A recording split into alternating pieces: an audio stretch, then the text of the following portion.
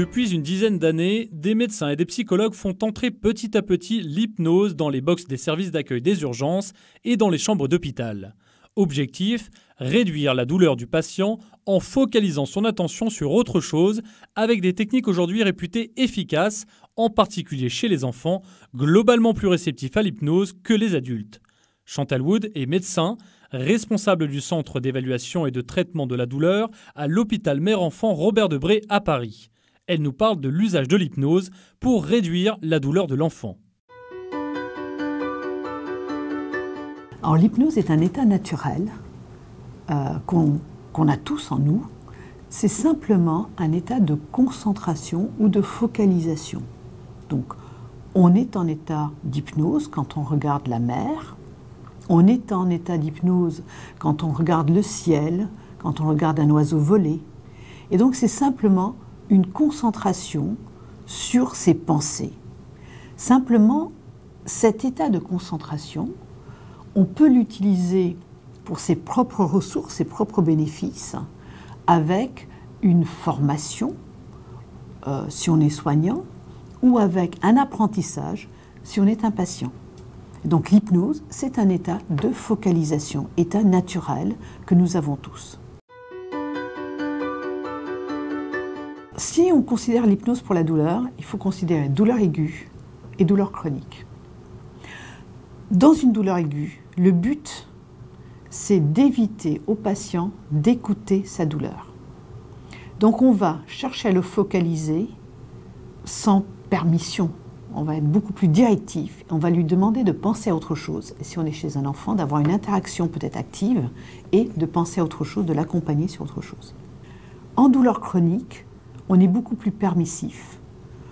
On va laisser au patient la possibilité de se détendre ou de modifier sa perception de douleur et donc de modifier les choses. Et on peut aussi, avec une douleur chronique, permettre au patient de voir qu'il peut modifier sa vie et donc avoir un accès à ses propres ressources et modifier sa façon de vivre et de vivre également avec sa douleur. Alors, les techniques chez l'enfant dépendent de leur âge. Avant 3 ans, ça va être plus une distraction. Le fait peut-être de focaliser un enfant sur son doudou, de tirer le doudou, de jouer avec ses doigts, de jouer avec des bulles de savon.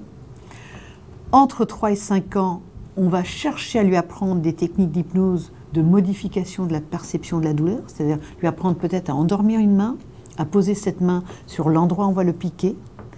Mais entre 3 et 5 ans, cette technique ne va peut-être pas être utilisée au mieux par l'enfant en auto-hypnose.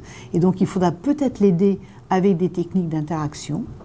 Et à partir de l'âge de 7 ans, on va lui apprendre des vraies techniques hypnotiques, donc soit de dissociation, soit de modification de la perception de la douleur, du percept douloureux, en diminuant la douleur, sa couleur, ce qu'elle fait dans son corps, soit autrement de réinterpréter cette douleur avec une approche beaucoup plus psychothérapique. L'enfant au-delà de 12 ans, l'adolescent va adhérer beaucoup moins facilement. Donc il va falloir peut-être interagir mieux avec lui et trouver la bonne technique pour lui.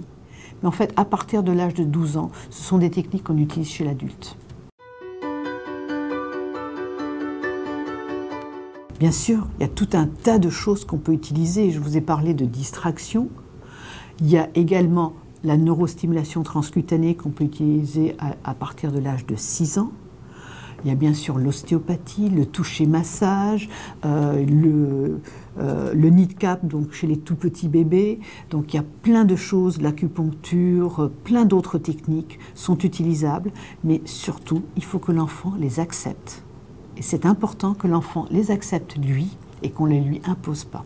Ces techniques spécialisées sont utilisées isolément ou associées au traitement antalgique. Elles ont la particularité d'envisager le patient douloureux dans sa globalité en associant les dimensions biologiques et psycho-affectives.